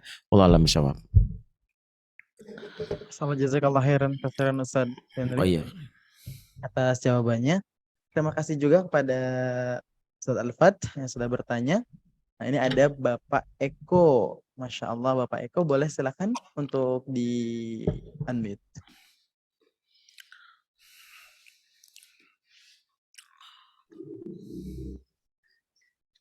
Silakan Bapak. Assalamualaikum warahmatullahi wabarakatuh. Waalaikumsalam. Waalaikumsalam warahmatullahi wabarakatuh. Terima kasih atas kesempatannya pada malam ini. Kalau putra saya yang saat ini di kelas 11 ya, di kelas 11. Ya ini mungkin mengusulkan saja kalau di saya. Mengenai tadi yang apa disampaikan Ustadz itu memang sangat mengena dan terasa bagi kami gitu. Sehingga ya kami juga sering pada saat misalnya menelpon anak itu kadang-kadang karena kami juga tidak tahu persis apa sebenarnya aktivitas anak gitu ya. Karena memang ya terus terang informasi mengenai anak mungkin hanya kita dapat pada saat komunikasi dengan anak gitu ya. Jadi mungkin apakah mungkin dari pihak pesantren ada suatu mungkin sistem atau cara sehingga aktivitas anak kita juga bisa tahu pada saat ngobrol kita pertanyaan tidak default gitu ya. Tidak default. Pertanyaan itu saja gitu, tapi bisa bertanya, bisa tahu, oh kemarin kan kegiatan gini ya, gimana gitu. Jadi kadang-kadang kami pas nelfon karena mungkin anak tidak terlalu terbuka kayak, tidak terlalu ya dari dulu tidak selalu suka cerita gitu, terus agak digali gitu. Nah itu jadi kami kadang-kadang tidak tahu, mungkin itu aja masukan sehingga kami orang tua yang ini saya lokasi di Bandung, jadi bisa dapat ya misalnya 1 minggu aktivitas anak seperti ini gitu, selain foto gitu seperti itu. Mungkin itu aja ini saran aja. Ya, makasih. Baik. Terima kasih Bapak. Ya. Masukannya ya ini untuk ke depan untuk Pondok Multazam insyaallah nanti akan disampaikan. Ya, saya ingin komentari dulu ya. Enggak Ustaz. Pertama, poin juga yang harus kita kuatkan, informasi apapun yang kita perhatikan tentang anak itu, basicnya anak itu punya rasa aman dan nyaman dulu. Tidak semua informasi yang kita dapatkan, kita praktekkan, kemudian kita merasa bahwa anak akan terbuka. Kalau catatannya anak tuh nggak pernah mau terbuka, berarti ada hal yang harus dievaluasi. Anak saya nggak mau terbuka, bisa jadi satu, dia tidak mendapatkan keakraban di rumah, bisa jadi pola kita lebih banyak menjadi seorang ustadz atau seorang penasehat. Banyak orang tua mengatakan saya itu udah sering banget nasehatin, padahal anak-anak dosen SMP ini jangan banyak nasihat, jangan banyak omong. Jadi 0 sampai 7 itu wajib kita banyak ngomong karena anak minim kosakata, kosarasa. Sehingga dia 30%, kita 70. Tapi kalau 7 tahun ke atas, bahkan 10 tahun ke atas itu, kita sedikit bicara, dia banyak ngomong. Nah, masalahnya adalah kemampuan anak banyak ngomong ini adalah karena sifat kita yang selalu banyak nasihat bisa jadi. Karena kita banyak nasihatin, banyak apa. Padahal kata kuncinya kalau anak sudah remaja, ini ingat, kenapa anak sebut remaja? Ini masa ortu dilarang ngegas, rem aja. Ini rem aja. Jadi kalau mau ngawet, rem aja. Makanya yang kita lakukan artinya apa? Jangan banyak ngomong, jangan banyak nacung, bilang, jadi gimana? Menurut kamu gimana? Yang kedua adalah, salah satu cara membuat anak mau terbuka adalah kitanya juga terbuka. Ini disebut namanya self disclosure. Self disclosure itu adalah jangan kita bertanya kepada anak udah kayak wawancara program Mata Najwa. Apa hari ini? Enggak, itu anak udah stres duluan. Ini kayak KPK mau koruptor gitu. Jangan. Mendingan mulailah dan gini. Nak, dulu waktu ayah seumuran kamu, ayah pernah merasakan jatuh cinta. Ya, itu boleh tuh. Ayah pernah gini. Jadi orang tua yang terbuka itu membantu anak merasakan trust. Karena anak-anak remaja itu dia punya rumus sederhana. Lu jual, gua borong. Mas, Jadi luar kalau biasa. kalau kita banyak cerita, dia akan menyambar ceritanya. Aku juga pernah loh Pak gitu. Aku pernah. Nah masalahnya evaluasinya kita punya benar sering cerita atau enggak. Nah tinggal informasi-informasi yang tadi dimaksudkan oleh para orang tua, sekolah memfasilitasi untuk informasi itu boleh. Tapi ini kalau kita miliki, tapi sejak awal basicnya anak udah nggak percaya sama kita, udah berjarak, tetap aja dia tertutup. Ya maka beresin di basic knowledge-nya itu. Ya, wallahualam shawab. Allah, luar biasa. Baik, terima kasih Ustadz. Ini ada pertanyaan menarik nih kami lihat dari chat. Dari Abi Aisyah, Bangka Belitung. Ya. Bismillah. Mohon pencerahannya Ustadz. Bagi kami yang di luar kota, jauh di daerah Sumatera atau Bangka Belitung, untuk komunikasi terbaik karena jarang menjenguk anak kami. Gimana? Ya. Bagaimana mungkin ya, komunikasi terbaik kami gitu kan? Iya. Kami jarang menjenguk anak kami, mohon maaf. Iya. Yang pertama jarak yang terbentang, mau kita ada di Bangka Belitung, mau kita ada di Amerika, dimanapun bukanlah halangan. Karena itu saya menulis dalam sebuah buku yang mungkin sama mirip judulnya adalah Ayah Pengembara. Jadi saya punya buku Serial Fatherman ya. Ini Fatherman 1, Ayah yang Dirindukan. Abi Aisyah udah punya bukunya belum? Kalau enggak saya jadikan hadiah. Ya, kalau belum saya hadiah nanti saya kirimin. Ya nanti adminnya nanti dihubungi sama admin kami, nanti saya kirim hadiah. Fatherman 1 adalah membantu ayah untuk jalan indukan. Ini bisa di website kami. Hari ini sudah terbit Fatherman 2, judulnya Suara Hati Ibu untuk Ayah. Hari ini baru terbit. Silakan PO, pendaftarannya terbatas. Yang ketiga nanti Ayah Pengembara. Ayah Pengembara itu adalah bagaimana ayah yang jarak sampai nggak pernah ketemu sama anak bertahun-tahun bisa sukses mendidik anak. Iya, kenapa Ibrahim itu nggak ketemu anak setahun sekali, jaraknya jauh sekali. Bahkan ada ayah namanya Abdullah bin Qasim 17 tahun sekali nggak ketemu anaknya, tapi anaknya menjadi ulama juga. Bahkan yang fenomenal namanya dalam kitab Syiar Alam Anubala ada ayah namanya Faruh. Dia pulang 30 tahun sekali. Jadi kalau Bang Toib 3 kali lebaran nggak pulang-pulang, ya Bang Faruh 30 kali lebaran nggak pulang-pulang. Nah ternyata adalah dia itu punya anak yang menjadi ulama masyhur namanya Rabi'ah Ar-Ra'yi. Silakan googling siapa tuh Rabi'ah Ar-Ra'yi. Rabi'ah Ar-Ra'yi ini gurunya Imam Malik. Gurunya Imam Syafi'i dan Imam Abu Hanifah. Bayangkan Imam Malik adalah guru luar biasa, Imam Mazhab punya guru namanya Rabi'ah Ar-Ra'yi. Disebut Rabi'ah Ar-Ra'yi dalam bahasa Arab. Rabi'ah itu diantara maknanya adalah musim semi. Ar-Ra'yi artinya argumentasi. Saking argumentasinya udah kayak musim semi, jawaban itu ada semua. Nah dia punya ayah yang gak ketemu sampai 30 tahun. Kebayang gak? Gak dijenguk-jenguk dia. Tapi anaknya terinspirasi dari ayahnya gitu. Nah ini kata kuncinya dari buku kami yang ketiga, Ayah Pengembara. Tapi belum terbit. Naskahnya sudah ada. Nah kalau saya ingin jelaskan secara singkat gini. Ayah yang jarang ketemu sama anak, jarang terbentang. Anak itu butuh dari ayahnya 2. 1 namanya persepsi, 2 stimulasi. Persepsi adalah imajinasi anak akan ayah yang diperoleh lewat 3 cara. 1, apa yang dia dengar tentang ayah. Makanya anak itu akan tetap kagum sama ayahnya selagi apa yang dengar tentang ayahnya baik. Di antaranya adalah misalnya ketika guru-guru yang ada di pesantren ini selalu menceritakan kebaikan kita karena kita memang orang tua yang saling berkomunikasi. Misalnya, kamu anaknya Abi ini ya, Masya Allah, Abi kamu tuh baik banget. Kemarin dia bantu aja wakaf ini di sini, wah kamu doakan gini, kayak gitu. Ya, kalau dia bilang nih kamu anaknya Ibu nih ya, Bu, kamu tuh benar-benar yang ngomel-ngomel mulu misalnya gitu ya, marah-marah ya beras habis di kita dimarahin gitu. Anak tuh nggak suka sama cerita-cerita tentang kita yang dianggap nggak menyenangkan dari orang lain. Yang kedua, apa yang dilihat? Yang ketiga, apa yang diprasastikan? Nah, itu singkatnya seperti itu. Makanya bangun persepsi anak. Jadi yang harus kita tanya gini, minimal gini, kita bisa mencari tahu sejauh mana selama ini anak itu merasa nyaman apa kita itu lewat gurunya. Misal gini, tanya masing-masing musyrif musyrifah bisa nanya sesekali kalau sebelum tidur gini. Saya nama anaknya Fahri.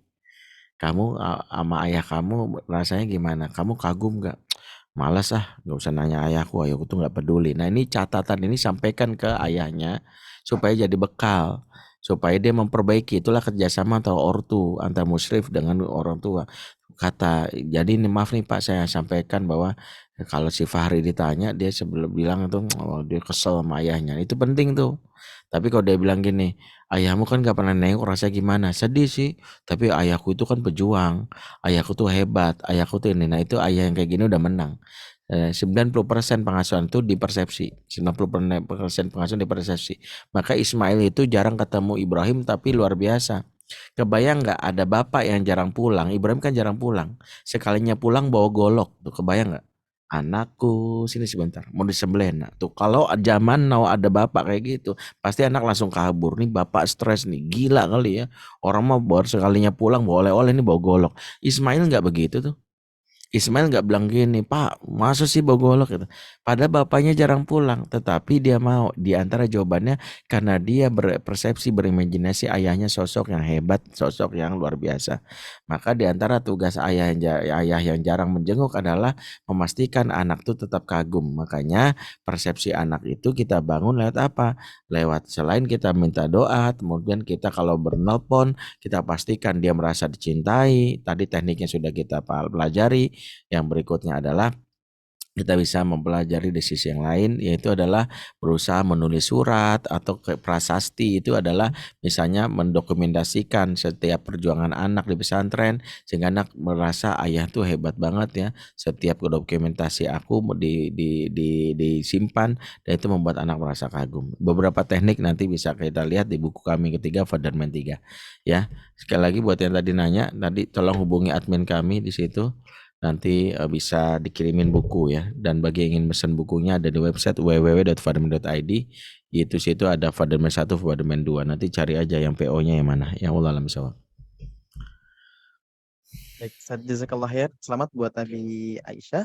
Ustaz, ini sudah pukul 9.20, namun ada Umi Anis yang mau bertanya secara langsung, apakah diizinkan, Ustaz? Silakan. Izin ya, ini terakhir satu pertanyaan lagi, Bapak dan Ibu, mohon maaf. Mangga, Umi Anis atau Ibu Anis, ininya Gifar. Assalamualaikum warahmatullahi wabarakatuh. Waalaikumsalam warahmatullahi wabarakatuh. Khairan sudah diberikan kesempatan untuk bertanya.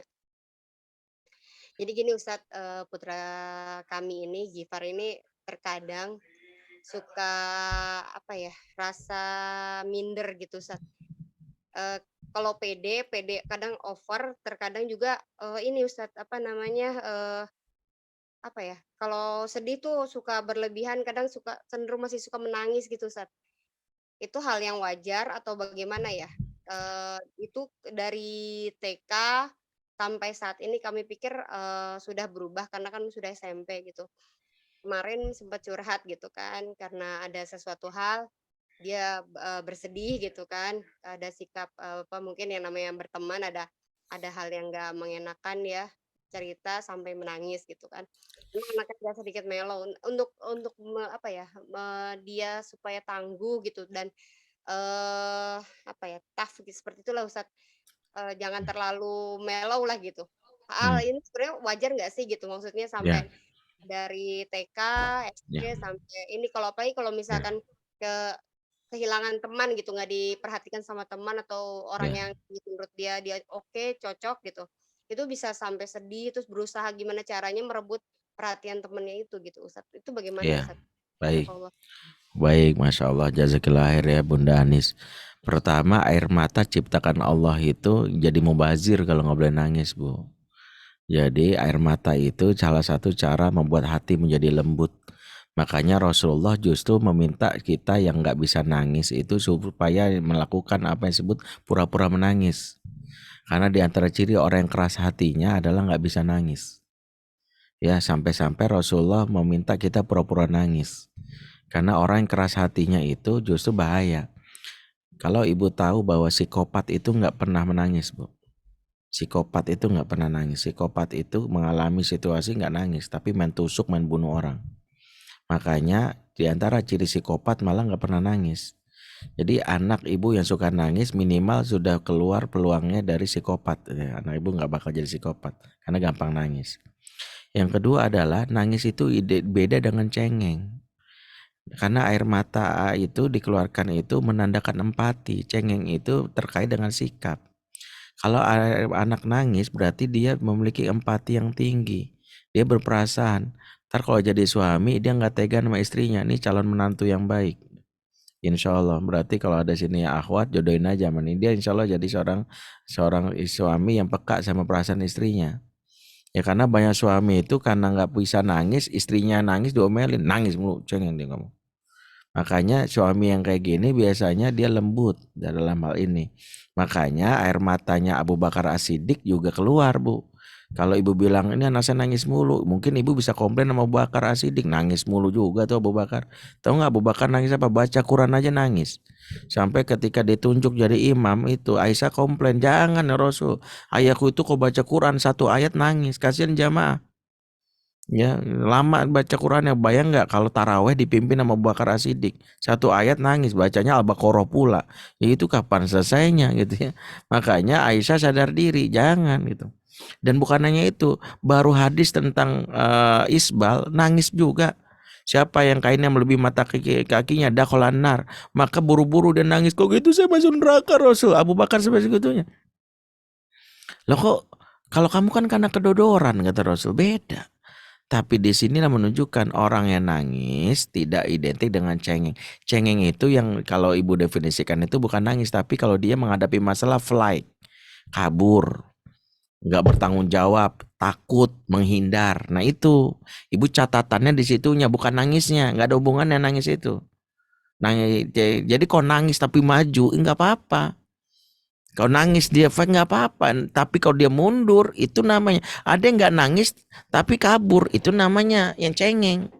Mental cengeng itu putus asa nggak bisa. Nah itu, jadi bedain. Nah itu dulu. Yang kedua, mental ibu yang sebut agar laki-laki banget. Nah ini pertanyaan saya ke Ibu Anis nih, bapaknya gimana?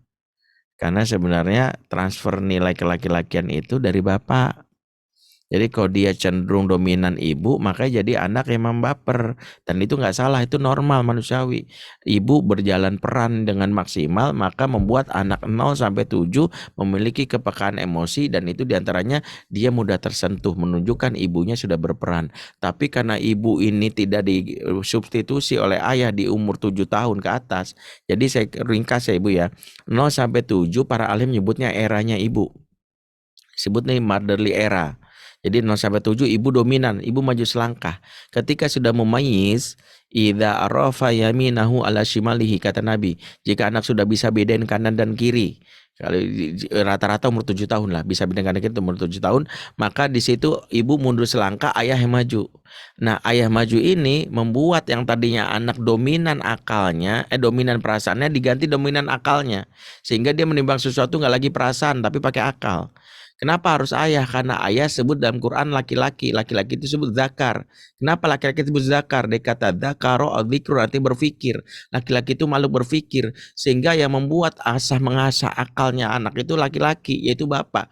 Maka anak yang tidak hadir bapaknya dengan intens, maka cenderung akalnya, pola pikirnya cenderung mati, lebih banyak perasaannya. Itulah jawabannya.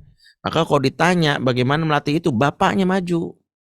Bapaknya lebih banyak. Jadi yang nelpon ke pesantren itu nggak boleh ibunya. bapaknya. Yang ikut kajian parenting itu bapaknya. Karena yang di pesantren itu anak-anak usia remaja, usianya bapak. Makanya yang kajian kayak gini nih, saya berterima kasih sama Ayah Indra, Abu Yumna, yang anak-anaknya itu. Mau bapaknya, Ayah Agus, Ayah Danendra. Ya siapa lagi nih, Ayah nih suami dari Bunda Dina nih ya, walaupun agak-agak temaram di belakang ya, ngantuk-ngantuk dikit ya. Insya Allah ya. Siapa lagi? Pokoknya nih saya maaf nih layarnya nggak begitu banyak. Intinya bapak. Nah kalau bapak nggak terlibat ya wajar. Makanya kenapa saya bikin buku Fatherman? Karena saya ingin mengubah paradigma mengasuh anak itu tanggung jawab pertama bapak, bukan ibu. Anta wa maluka li abika, kamu dan hartamu milik bapak. Anak itu nasabnya ke siapa? Ke bapak. Ud'uhum li abaihim. Panggil dia berdasarkan bapak-bapak mereka. Makanya kalau bapak nggak terlibat, inilah sejarah anak-anak yang kehilangan laki-lakiannya. Makanya banyak sekarang isu lelaki bertulang lunak, ya lelaki presto ya. Ya bahkan yang mengerikan menjadi lelaki yang LGBT. Nah diantaranya ada karena figur ayah hilang.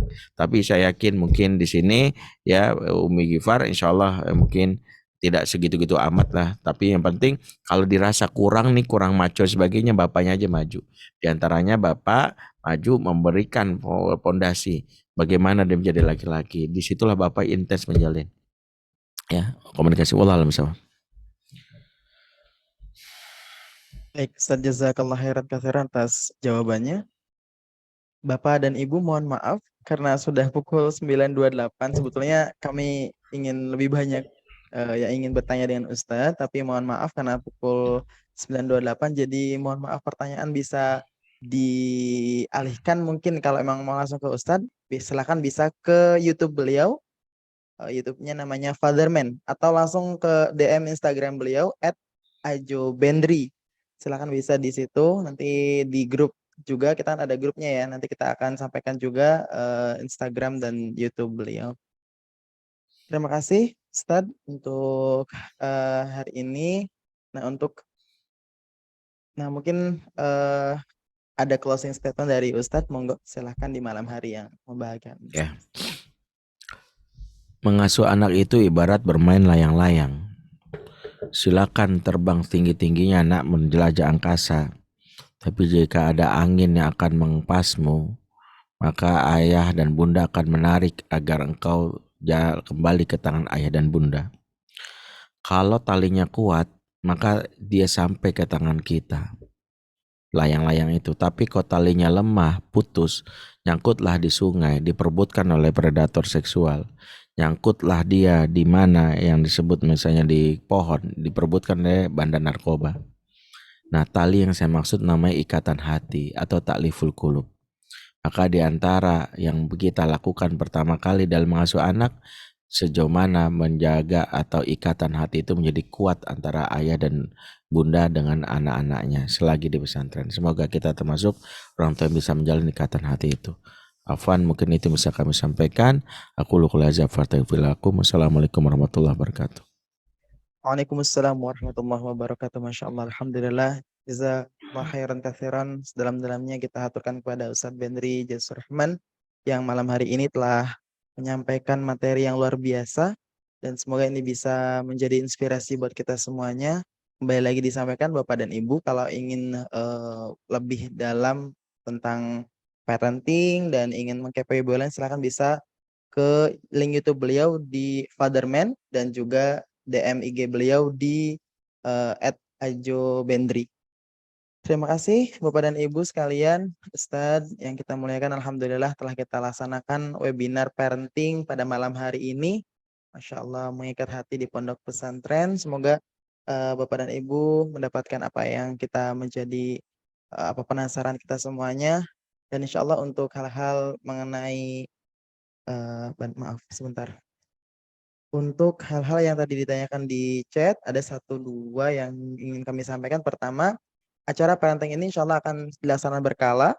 Seperti kemarin, pekan kemarin kita udah laksanakan dengan Ibu Aisyah Dahlan. Pekan ini kita laksanakan dengan Ustadz Bendri Jasur Rahman. Dan insya Allah nanti ada informasi selanjutnya untuk acara parenting di Pondok Pesantren Al-Multazam, baik itu Al-Multazam maupun Al-Multazam 2. Selanjutnya, untuk perkembangan santri, Bapak dan Ibu bisa menanyakan ke guru bimbingan konseling, ke wali kelas, dan juga ke wali asramanya. Insya Allah Asatidz Al-Multazam akan menyampaikan apa yang menjadi pertanyaan Ibu dan Bapak. Dan kami haturkan jazakumullah khairan katsiran. Terima kasih sebanyak-banyaknya Bapak dan Ibu yang sudah hadir sampai jam 9.32. Target kita jam 9.15, tapi kita lebih 15 menit. Ini adalah antusias yang luar biasa, dan walaupun jam 9.32 kita partisipasi di angka 250 lebih, alhamdulillah. Terima kasih banyak Bapak dan Ibu. Kami aturkan insyaallah tetap stay tune di grup tetap stay tune di grup wali kelas kita, grup global kita, grup angkatan kita. Insyaallah informasi-informasi akan tetap kami sampaikan di grup tersebut. Selanjutnya mohon jangan dulu keluar, boleh dinyalakan videonya. Kita akan foto bersama terlebih dahulu. Silakan Bapak dan Ibu, silakan dibuka dulu videonya masing-masing.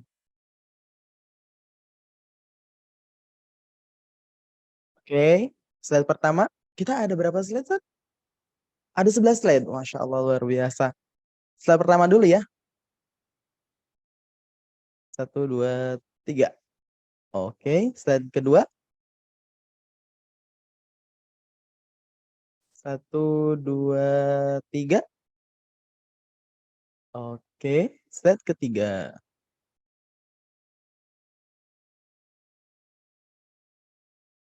Masya Allah. 1, 2, 3. Slide keempat. Mohon bersabar Bapak dan Ibu, kita ada 11 slide.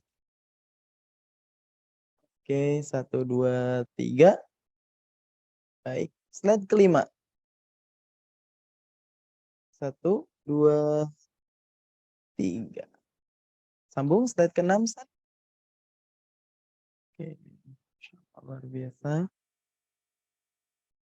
Slide ke-7. Slide selanjutnya slide ke-8. Ternyata berkurang 1 slide ya. Baik, nggak apa-apa. Slide ke-9. Oke, dan terakhir slide ke-10.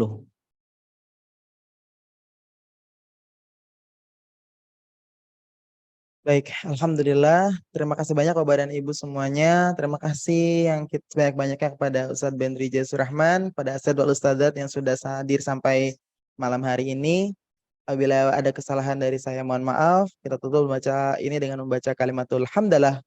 Alhamdulillahirabbil alamin, dan doa kifaratul majlis. Subhanakallahumma wa bihamdika asyhadu an la ilaha illa anta astaghfiruka wa atubu ilaih. Hadanallahu wa iyyakum ajma'in. Aqulu qouli hadza wa astaghfiru wa lakum. Assalamualaikum warahmatullahi wabarakatuh. Terima kasih Ustaz Bendri dan semuanya.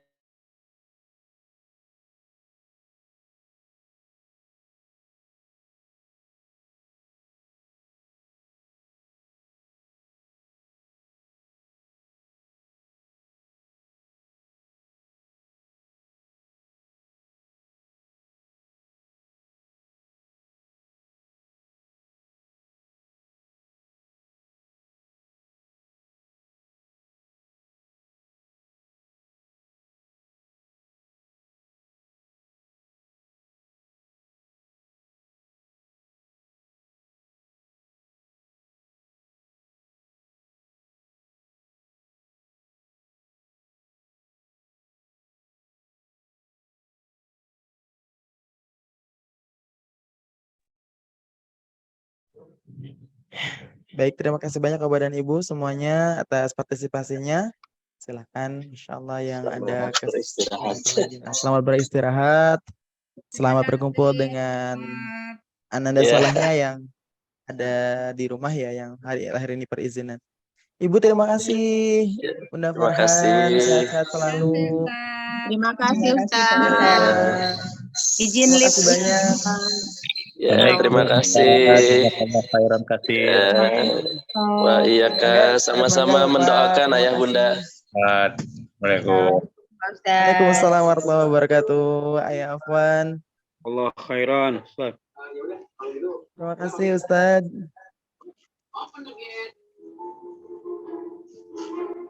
Ya Pak Ustadz.